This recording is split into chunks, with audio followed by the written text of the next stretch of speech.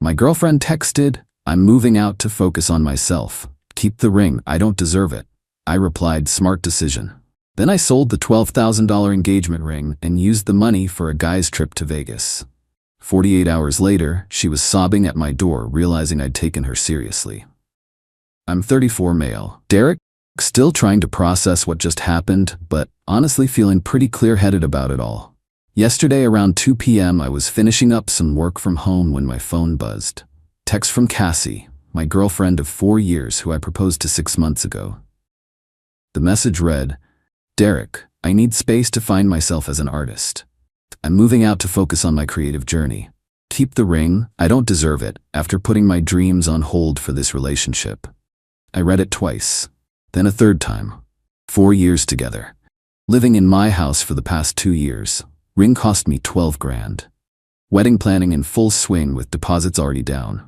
My immediate reaction wasn't anger or panic. Just this weird, cold clarity. She'd been talking about artistic fulfillment and hanging around this pretentious art collective downtown for months. Always coming home late from creative sessions and gallery openings. Found receipts for expensive art supplies she couldn't afford on her part-time marketing assistant salary. I knew what this was really about. My reply? Smart decision. Then I blocked her number. Next move was practical. Called my jeweler first. "Marcus, it's Derek. That engagement ring I bought 6 months ago. The 2-carat princess cut. Can you buy it back?" He paused. "Everything okay, man?" "Wedding's off." She decided to focus on her art instead. "Damn, yeah, I can take it back. Market value right now, considering the setting and stone quality, about $9,800. You paid retail at $12. I'll take it. Can you pick it up today?" "Sure thing. Sorry this happened." 2 hours later, Marcus was at my door. I handed over the ring, he handed over a certified check for $9,800. Done. By 6 p.m. I was on a group text with my 3 closest college buddies. "Vegas, this weekend, who's in?" Within an hour I had confirmations. Flights booked, suite reserved at a nice hotel off the strip. The ring money easily covered flights, hotel, meals, and a weekend of entertainment for 4 guys. Cassie's stuff was still scattered around my house. Her easel in the spare room, canvases stacked everywhere, art supplies taking up half the garage. I didn't touch any of it. Let her figure out her exit strategy. Now I'm at the airport, waiting for my flight. Haven't heard a peep from her since the text. Radio silence. Guess she's focusing on her art. Update 1. 1 week later, back from Vegas. Thanks for all the comments and messages. Good to know I'm not insane for taking her at face value. Trip was exactly what I needed. 4 guys, good times, 0 drama. We hit some tables, caught a show, ate well. The ring money covered everything with about $2,000 left over. Didn't think about Cassie much until I got back Sunday night. Monday morning around 10 a.m., there's pounding on my front door. I look through the window and there's Cassie with 2 suitcases, looking rough.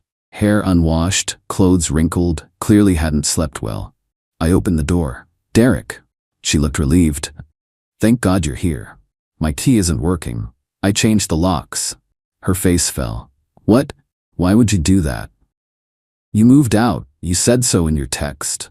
"I didn't mean permanently. I thought I'd be back in a few days. I just needed to clear my head." I leaned against the doorframe. "Where have you been?" She looked away. "Staying with some people from the art collective." "Which people? Does it matter?" "The point is I'm back now. We can work this out." "Actually, it does matter. Whose couch were you crashing on, Cassie?" Long pause. "Trevor's place. He has a studio space and said I could stay there while I figured things out." Trevor, the guy who ran the art collective, married guy in his 40s who'd been way too interested in Cassie's artistic development. And how did that work out? His wife came back early from visiting her sister. There was a misunderstanding. She got upset and I had to leave. A misunderstanding. It wasn't what it looked like. We were just talking about art and technique. She overreacted. Right? Art and technique at 2 a.m. in his studio. So now you're back because Trevor's wife cock-blocked your artistic journey. Don't be crude. I came back because I realized I made a mistake. I love you, Derek. We can get past this. Where's the ring? She touched her bare finger. You said keep it. I thought that meant you were giving it to me. I sold it. The color drained from her face. You what? You said you didn't deserve it. You were right. Got $9,800 for it, paid for a great weekend in Vegas. The waterworks started then, full breakdown. Derek, please, we can get another ring. I'll get a real job. I'll pay you back. With what money? You quit your marketing job 2 months ago to focus on art full-time. I'll figure it out. Please, I need to get my things. Your stuff is still here. You can collect it this weekend. Bring a truck. Can I just move back in? We were engaged. We're being the key word. You ended that via text message. I closed the door and went back to my coffee. She pounded on it for another 10 minutes before giving up. That was Monday. It's now Friday, and the circus has been entertaining. Update 2. 3 weeks later. The past couple weeks have been a lesson in escalating desperation. First came the family intervention. Cassie's mom, Patricia, called Wednesday after the door incident. Derek, I'm very concerned. Cassie says you threw her out and sold her engagement ring out of spite. Patricia. She texted me she was moving out to focus on her art. I respected her decision. The ring was legally mine until we married. But she's staying in cheap motels now. She has nowhere to go. That's unfortunate. She created this situation when she decided to shack up with Trevor. Silence. What do you mean, Trevor?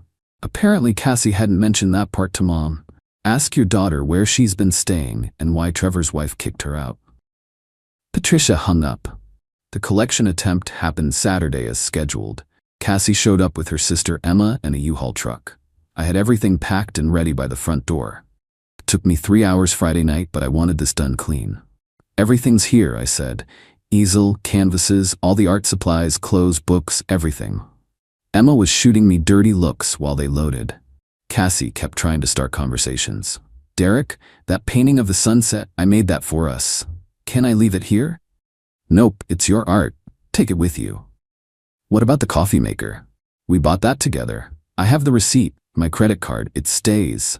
This went on for 2 hours. Every shared item became a negotiation attempt. I had receipts or credit card statements for anything significant. What I couldn't prove, I let her take just to end the discussion. Finally, they finished loading. As they were getting ready to leave, Cassie tried one last appeal. Derek, I know I hurt you, but 4 years means something. Can't we at least be friends? Friends don't abandon each other via text for married art teachers. Emma spoke up. She made a mistake. People make mistakes. Yep.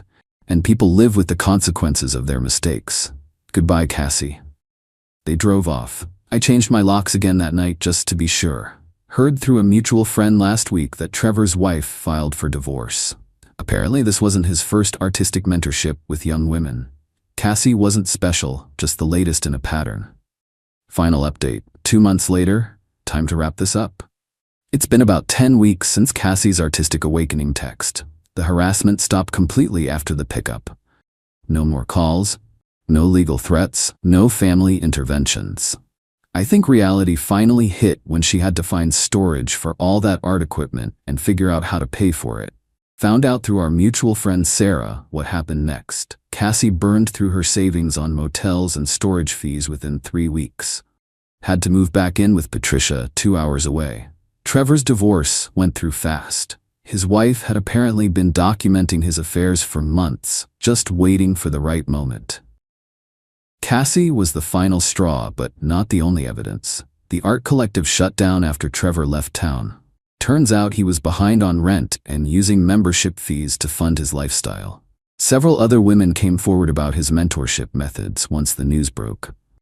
Cassie tried getting her marketing job back, but they'd already hired someone else. Last Sarah heard, she was working at a retail job and living with her mom. Complaining constantly about how men are all liars and the art world is corrupt. Zero self-awareness. Still hasn't figured out she was the common denominator in all her problems. As for me, I'm doing great. Used the leftover ring money to finally get that motorcycle I'd been wanting. Joined a riding group, made some new friends. Started seeing someone new about a month ago. Jennifer, 31, has her own career and her own place. No artistic temperament, no drama, no married mentors. It's refreshing being with someone who has her life together. The house feels like mine again. Quiet, organized, no canvases taking up every surface or paint tubes scattered everywhere. Cassie wanted space to find herself as an artist. She found out she wasn't one. Trevor wanted a young mistress. He lost his marriage and business. His wife wanted evidence for her divorce. She got it. I wanted a loyal partner. I found out I didn't have one, so I found someone better. Sometimes the best revenge is just taking people at their word and letting them live with their choices. The trash took itself out. I just made sure it stayed out.